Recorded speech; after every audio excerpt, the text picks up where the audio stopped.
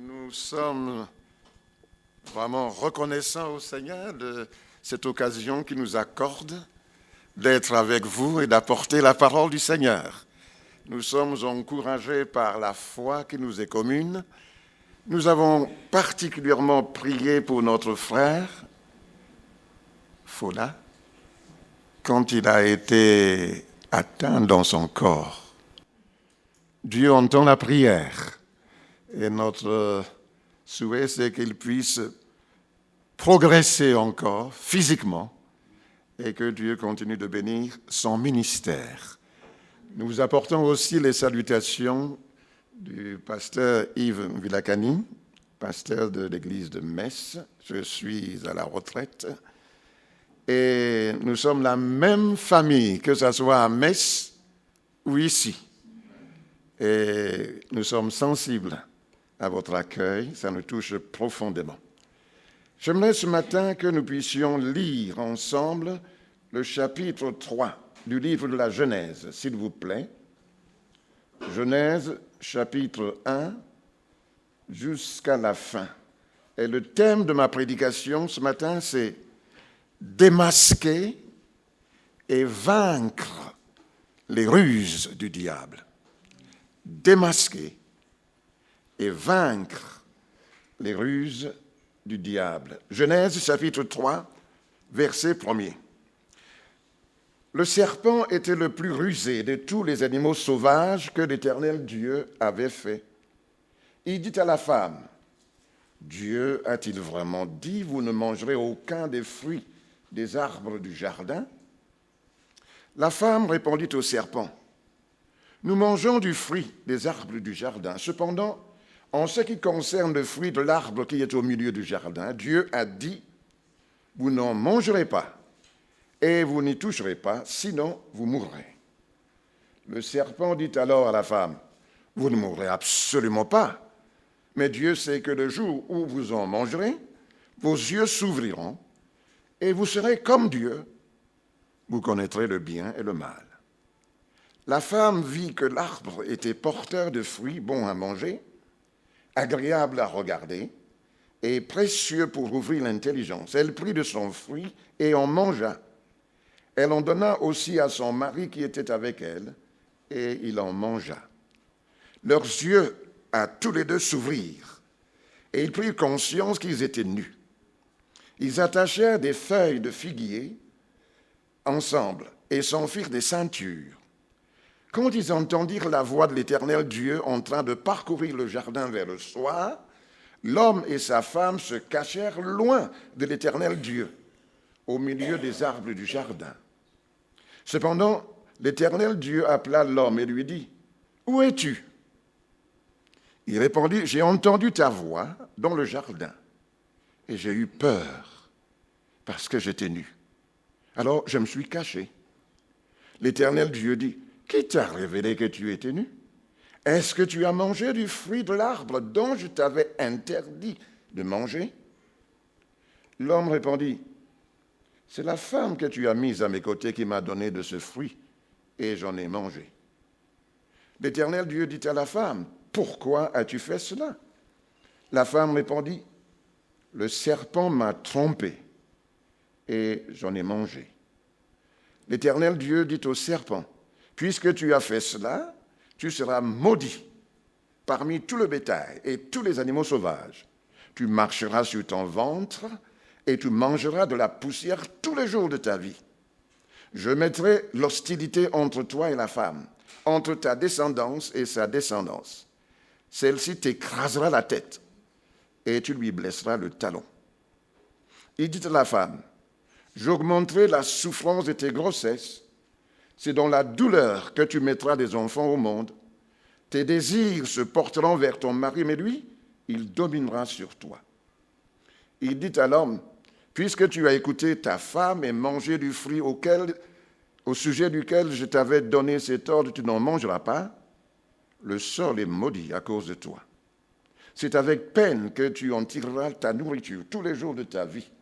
Il te produira des ronces et des chardons, et tu mangeras de l'herbe des champs. C'est à la sueur de ton visage que tu mangeras du pain, et ce, jusqu'à ce que tu retournes à la terre, puisque c'est d'elle, que tu as été tiré. Oui, tu es poussière, et tu retourneras à la poussière.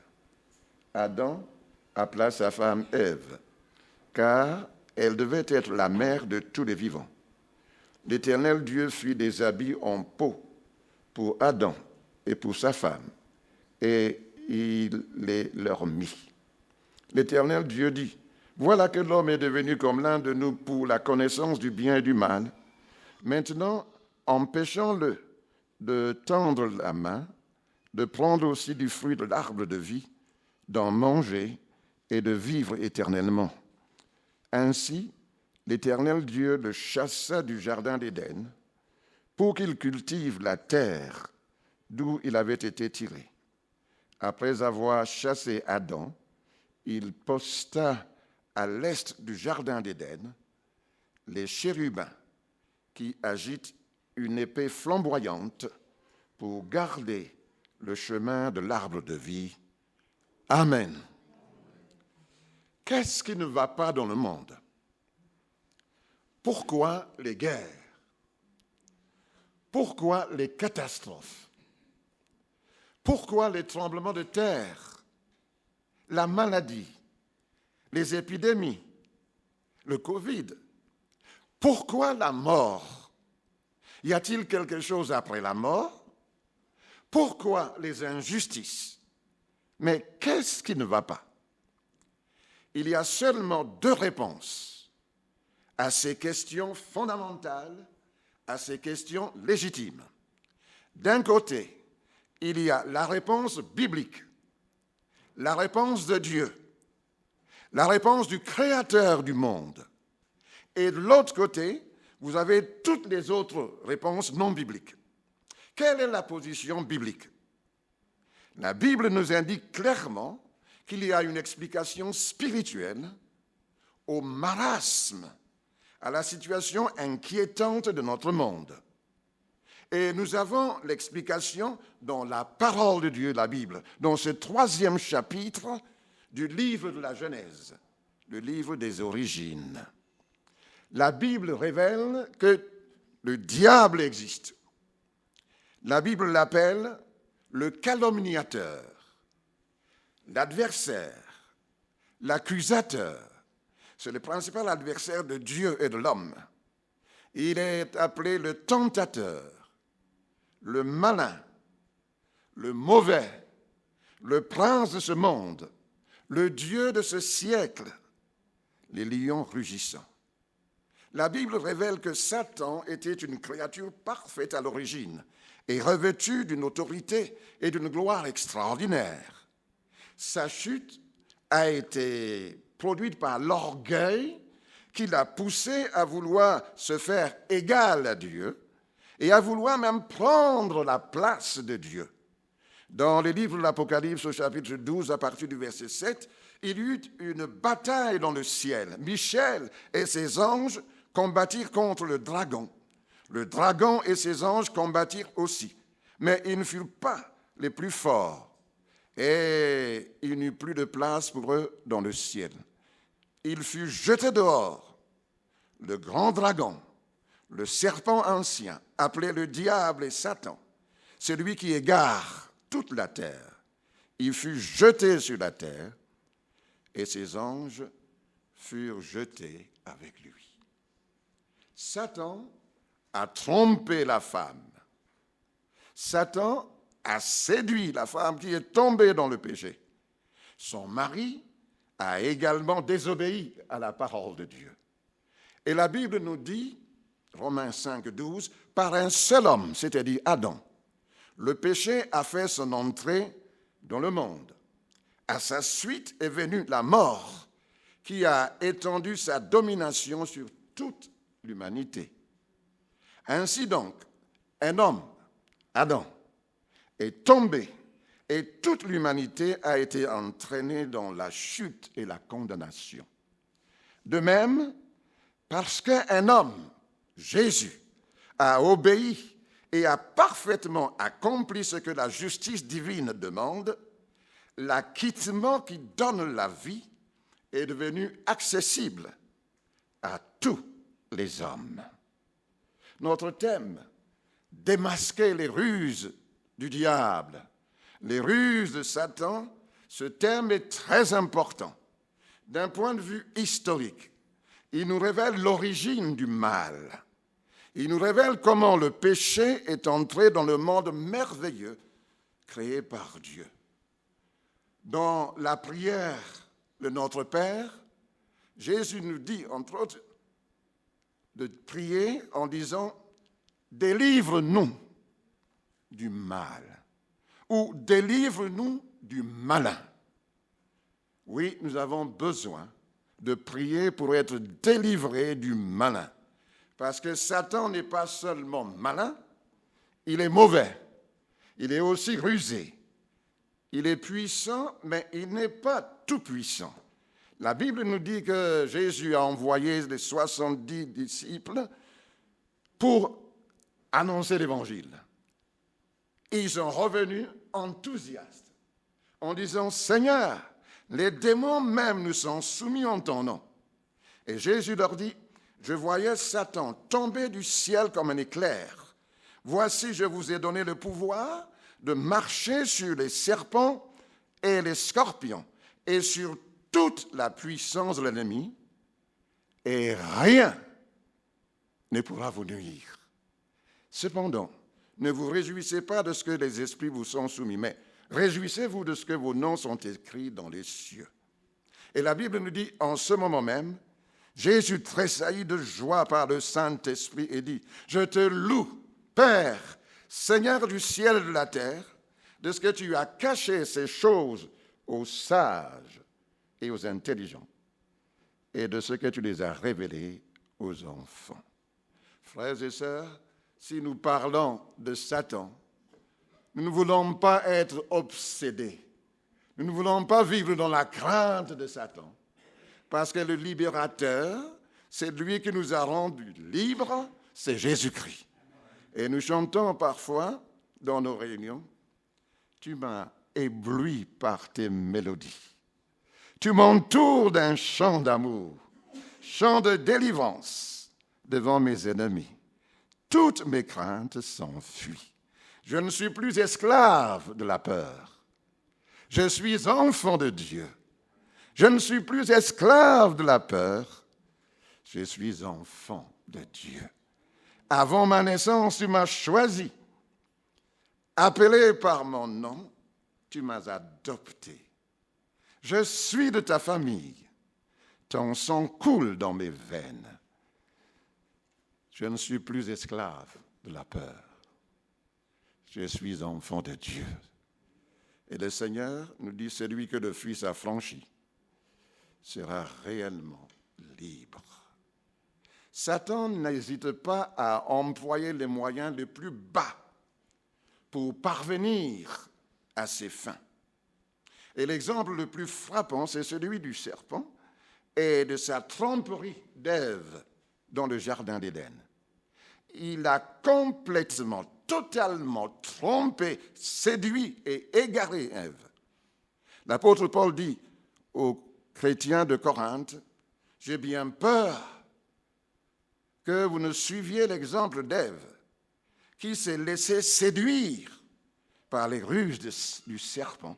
C'est-à-dire que vous ne laissiez vos esprits se corrompre et vos pensées se détourner de la simplicité, de la simple fidélité et pureté due au Christ. » On doit rester dans la simplicité.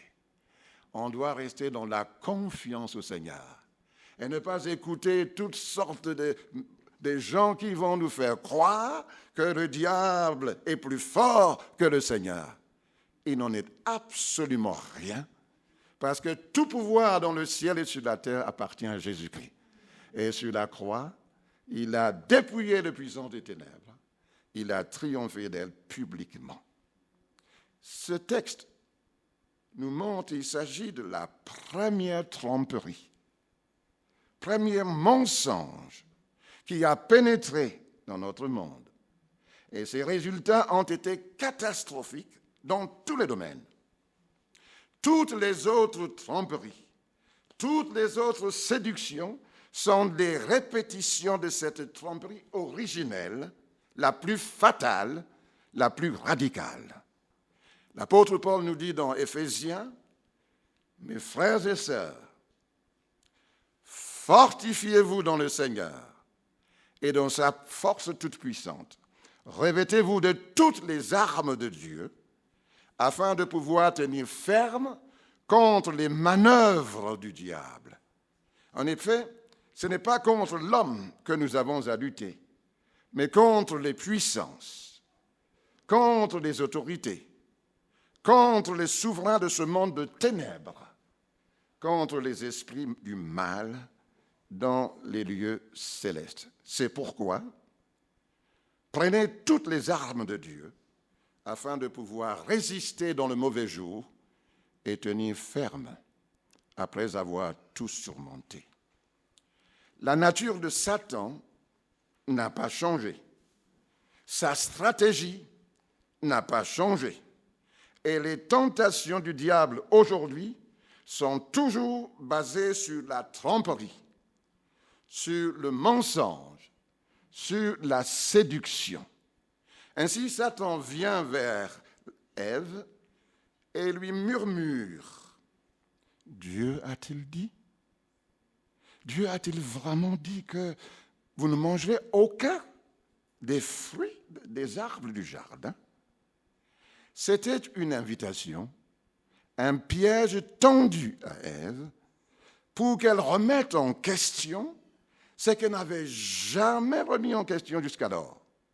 C'était une invitation pour qu'elle soumette la parole de Dieu à un examen critique, à se demander si Dieu pensait vraiment ce qu'il avait dit, pourquoi il avait dit et de quel droit pouvait-il soumettre Ève à son autorité. Permettez-moi de vous rappeler ce que Dieu avait dit. Vous pouvez manger librement de tous les fruits des arbres du jardin, mais vous ne mangerez pas du fruit de l'arbre de la connaissance du bien et du mal, car les jours où vous en mangerez, vous mourrez. C'est certain. Ça veut dire quoi? Premièrement, Dieu a donné aux premiers parents de l'humanité la permission de manger librement de tous les fruits, de tous les arbres du jardin. C'était une permission généreuse. Deuxièmement, il leur a demandé de ne pas manger des fruits d'un seul arbre du jardin. C'était une interdiction. Troisièmement, il a annoncé qu'en cas de désobéissance, il y aura une sanction, la mort. Donc, permission généreuse, interdiction, sanction. En d'autres termes, Dieu disait, vous pouvez profiter de tout ce que je vous donne, la surabondance des richesses de votre cadre de vie, du bonheur d'y vivre. Mais il vous est interdit de dépasser les limites de ce que je veux pour vous. Adam et Ève savaient précisément ce qu'ils pouvaient faire, ce qu'ils ne pouvaient pas faire et ce qui se passerait s'ils désobéissaient. Ève l'avait bien compris. Et lorsque le diable lui pose la question, Dieu a-t-il vraiment dit? Elle répond, nous mangeons du fruit des arbres du jardin. Cependant, en ce qui concerne le fruit de l'arbre qui est au milieu du jardin, Dieu a dit, vous n'en mangerez pas et vous n'y toucherez pas, sinon vous mourrez. Il dit, oh là là! Elle a ajouté à la parole de Dieu une phrase que Dieu n'a jamais dite. Dans l'ordre que Dieu a donné, il n'était pas question de cette phrase, vous n'y toucherez pas. Elle a ajouté. D'après Ève, Dieu a dit, vous n'y toucherez pas, elle a grossi, elle a exagéré la sévérité de Dieu. Dieu est si sévère qu'un simple contact par inadvertance avec l'arbre peut entraîner la mort. Une fois que la femme a montré qu'elle était prête à ajouter à ce que Dieu avait dit, le diable a senti qu'elle pourrait également être prête à accepter que Dieu puisse dire un mensonge. Le diable a donc insisté davantage. Et il a carrément contredit Dieu en disant « Tu ne mourras pas, c'est certain », avec malice.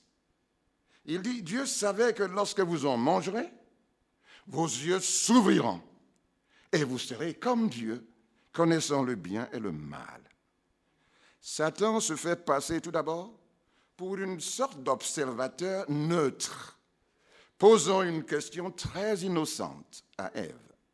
Ensuite, il passe du statut d'observateur innocent à celui qui veille au bien-être d'Ève, de sorte que si elle accepte de le suivre dans la désobéissance, dans la révolte contre Dieu, elle atteindra des sommets de bonheur et de bénédiction dont Dieu voulait la priver.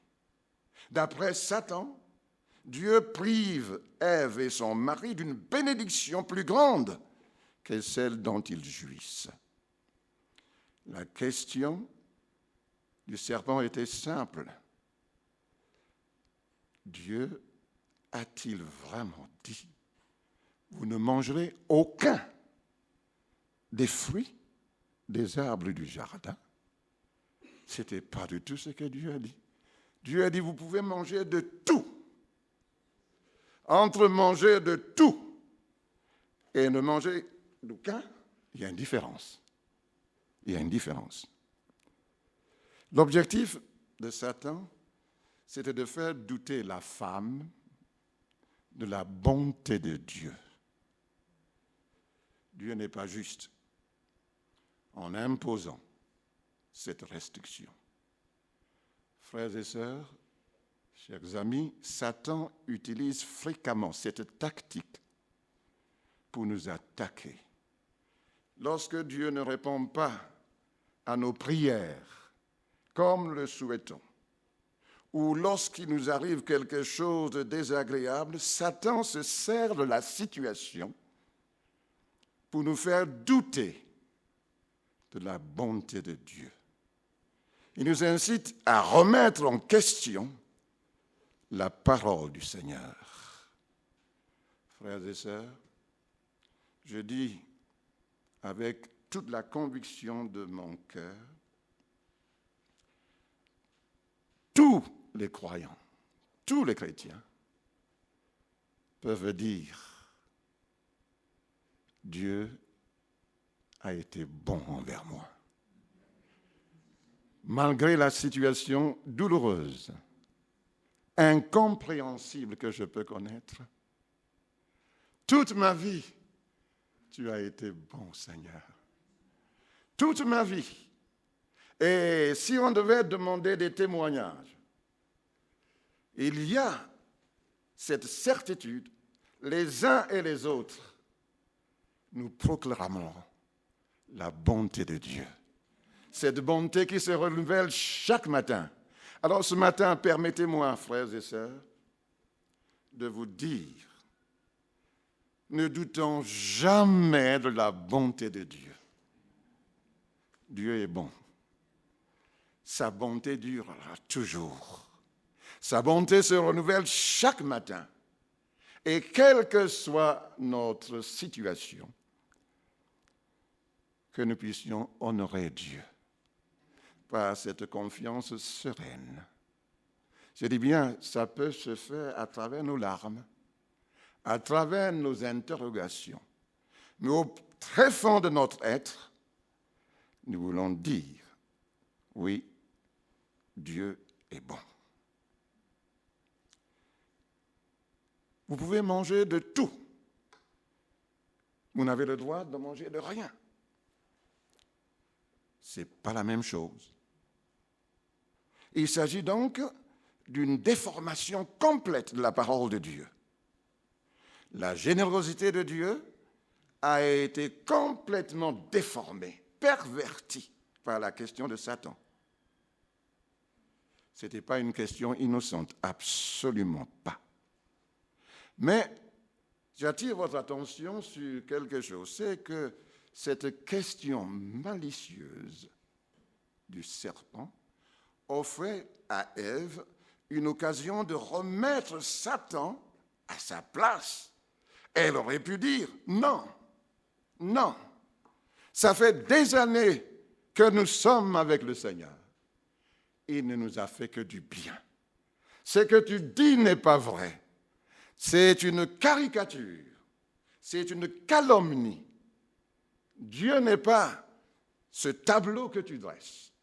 Et aujourd'hui, le menteur, Satan, a réussi à faire croire au monde que Dieu n'est pas bon. S'il y a des guerres, s'il y a des maladies, s'il y a telle ou telle chose, c'est la faute de Dieu. Et on l'accuse de tout. Eh bien, nous voulons, nous croyants, dire Dieu est bon et rester fermement attachés à cette vérité. Le drame, c'est que Satan a amené Ève à remettre en cause la parole de Dieu. Elle s'est livrée à sa propre relecture, sa propre évaluation de ce que Dieu dit. Pour la première fois, une force meurtrière a été déclenchée.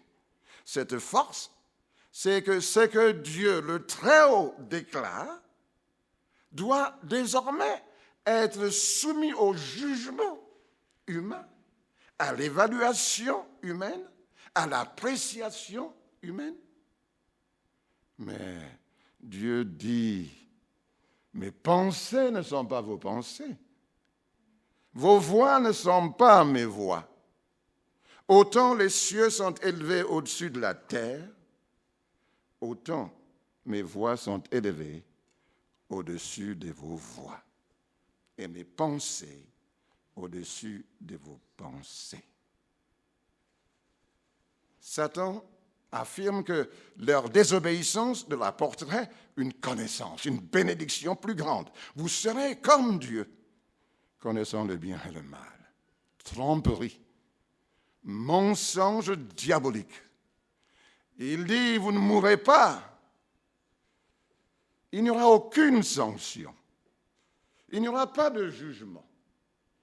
Et aujourd'hui, la doctrine du jugement, l'affirmation qu'il y a une sanction du péché, cette doctrine est rejetée, niée, contestée. La culture ambiante, le monde actuel, la société ne supporte pas l'idée du jugement. Mais l'apôtre Paul, s'adressant à ces philosophes, dit ils sont tenus compte des temps d'ignorance.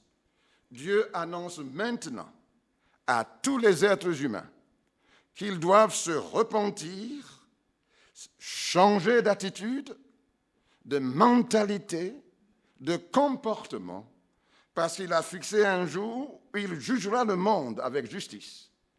Il a désigné comme juge suprême Jésus, l'homme qu'il a lui-même accrédité. Il en a donné à tous une preuve certaine en le ressuscitant d'entre les morts. J'aimerais terminer dans quelques instants, mais voyons un peu plus près les implications de ce mensonge diabolique. Vous ne mourrez pas.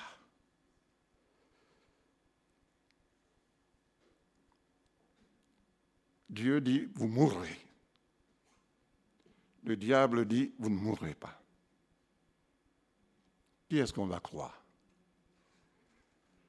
Lorsque vous passez près des cimetières, c'est autant de preuves que le diable est menteur. Parce que la mort est venue dans ce monde à cause du péché.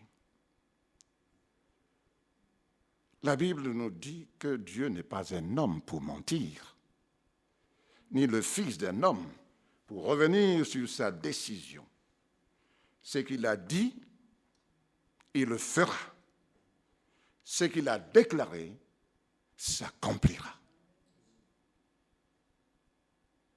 C'est quelque chose de grave. Bien sûr, Adam n'est pas mort tout de suite. La Bible nous dit qu'il a vécu jusqu'à 930 ans. Genèse 5, verset 5. Mais sur le plan spirituel, il est mort tout de suite. Parce que le péché a opéré une rupture entre lui et celui qui est la source de la vie. Il y a la mort spirituelle. Il y a la mort physique. On ne doit jamais traiter Dieu de menteur. Parce que Jésus est le chemin, la vérité et la vie. Et tout ce que Dieu nous dit, c'est la vérité. Frères et sœurs, ce que j'aimerais dire encore, c'est que la mort physique de l'être humain, c'est le résultat du péché. Et lorsque Dieu prononce le jugement, il dit « tu es poussière et tu retourneras à la poussière ». Dieu n'a pas créé le corps de l'être humain pour qu'il se désintègre par le processus de dissolution et de décomposition que nous appelons la mort, mais plutôt pour qu'il soit transformé sans connaître la mort. Mais le péché a apporté la mortalité à nos corps. Et aujourd'hui, la tactique du diable consiste toujours à nier la véracité, l'actualité de la parole de Dieu, en particulier sur cette question du jugement. Jésus dit, si vous ne vous repentez pas, vous périrez tous également. Il faut qu'on puisse prendre au sérieux les avertissements de la parole de Dieu. Ce rejet de la parole de Dieu prend diverses formes. On nous dit Dieu est amour. Il n'y aura jamais de jugement. L'enfer n'existe pas. La mort du Christ garantit le pardon automatique de tous les hommes. Oh, vous savez, tous les hommes seront sauvés. C'est la doctrine de l'universalisme. La Bible nous dit que personne ne vous trompe avec ces paroles creuses, vides, car c'est à cause de ces choses que la colère de Dieu vient sur les enfants de la désobéissance. Et l'une des principales causes de l'effondrement moral et spirituel de notre génération, c'est que nous avons écouté le mensonge du diable. Et au lieu d'écouter la vérité de la parole de Dieu. J'aimerais attirer votre attention sur un autre aspect de cette question. Quand le diable dit que la désobéissance apportera une bénédiction, vos yeux s'ouvriront. Dans un sens, oui, leurs yeux se sont ouverts. Mais qu'est-ce qu'ils ont vu? Il y a eu le sentiment de culpabilité. Au lieu d'avoir cette communion avec Dieu, ils se cachent. Et puis ils rejettent la faute l'un sur l'autre. C'est toi, c'est le serpent. Ils n'assument pas leur responsabilité. Et même la nature a été touchée parce que les dimensions dépassent le seul cadre humain. Le péché n'est pas un jeu, c'est quelque chose de très grave. Mais ce qui est extraordinaire, c'est que Dieu, dans sa bonté, a dit, la postérité de la femme viendra. Et cette postérité va écraser la tête du serpent. Les années ont passé, et autant marqué par Dieu, Jésus, le Sauveur, le libérateur, est venu. Il a affronté le diable, il a triomphé, et sa victoire, c'est pour chacun d'entre nous. Frères et sœurs, c'est magnifique ce que Dieu fait. Et j'aimerais terminer en disant que le bonheur se trouve auprès de Dieu. Le bonheur se trouve dans le fait d'aimer Dieu et de jouir de tout ce que Dieu permet et de s'abstenir de tout ce que Dieu n'aime pas. Le bonheur se trouve dans un amour sans partage pour Dieu. Parce que la permission et l'interdiction de Dieu provenaient de la bonté de Dieu et de son amour pur et parfait. Satan a fait passer les choses permises par Dieu comme insatisfaisantes et les choses interdites par Dieu comme désirables. Les choses que Dieu ne veut pas, c'est insatisfaisant. Les choses que Dieu interdit, c'est désirable. Elle croyait qu'en lui proposant de manger du fruit défendu, le diable était plus gentil, plus ouvert, plus tolérant que Dieu qui lui interdisait d'en manger. Mais elle découvre plus tard que sa désobéissance n'a pas apporté le plus-value que le diable avait promis, mais ça a été une perte irréparable. Elle a fait l'expérience du péché, du jugement et de la mort. Et le Seigneur dit, « Écoutez, mon peuple a commis un mal énorme. Ils m'ont abandonné, moi qui suis une source d'eau vive, pour se creuser des citernes fissurées qui ne retiennent pas l'eau. » Jésus disait à la femme samaritaine, « Eh bien, toute personne qui boit de cette eau aura encore soif. En revanche, celui qui boira de l'eau que je lui donnerai n'aura plus jamais soif. Et l'eau que je lui donnerai deviendra en lui une source d'eau qui jaillira jusque dans la vie éternelle. » Oh, que Dieu nous donne cette eau, que nous puissions nous abreuver, que nous puissions trouver nos délices dans le Seigneur. Et si le diable a fait miroiter devant nous, soi-disant, qualités extraordinaires du mal, que Dieu ouvre nos yeux sur les vraies valeurs. Et j'aimerais dire que le diable a dit, vous serez comme Dieu. Nous ne serons jamais comme Dieu. Nous sommes des créatures dépendantes de Dieu.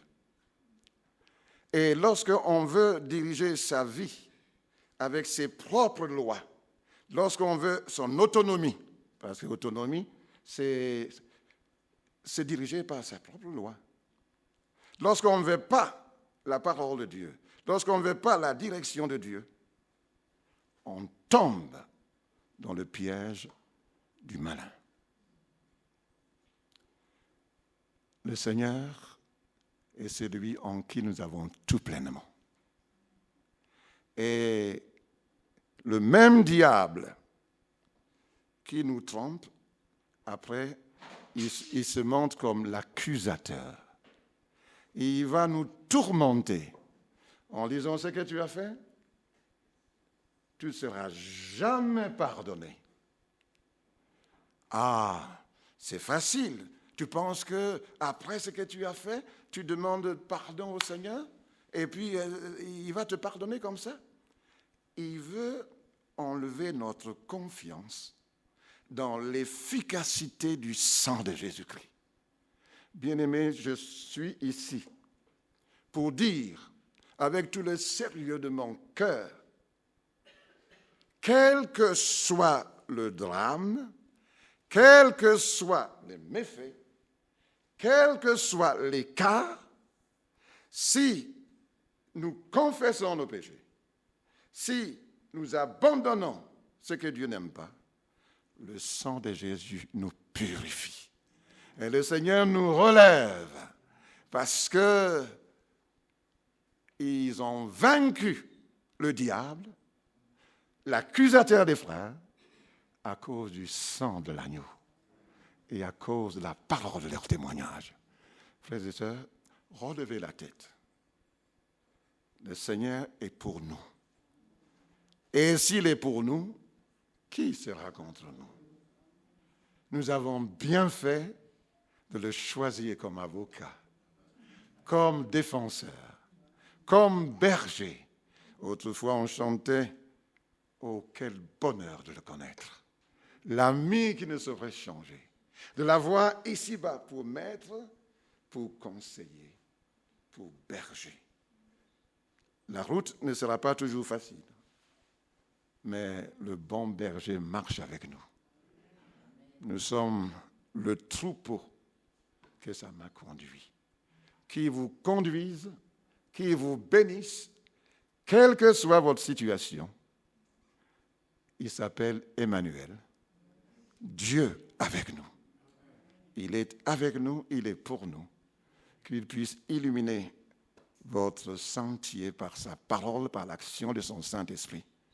Et que le diable soit écrasé sous nos pieds, selon la parole de Dieu. Parce que j'ai vu quelque chose là, c'est marqué victoire. C'est comme un sigle ici. Et la victoire qui triomphe du monde, c'est notre foi dans le Seigneur. Ah ben voilà, c'est la victoire dans le nom de Jésus. Amen. Seigneur, nous te remercions de ce que ta parole est la vérité. Merci de ce que tu as ouvert nos yeux sur ces réalités. Tu as inscrit notre nom dans le livre de vie. Je te remercie pour toutes les expériences que tu as permises pour les uns et les autres. Et nous disons, Ebenezer, jusqu'aujourd'hui, tu nous as secourus. Et je prie pour que les uns et les autres soient fortifiés puissamment dans leur être intérieur par le Saint-Esprit et qu'ils puissent rester debout après avoir tout surmonté. À toi, nos actions de grâce. À toi, notre reconnaissance. Seigneur, tu es bon. Et avec ton aide, avec ta grâce, nous resterons fidèles jusqu'au bout. Sois béni, Seigneur. Amen.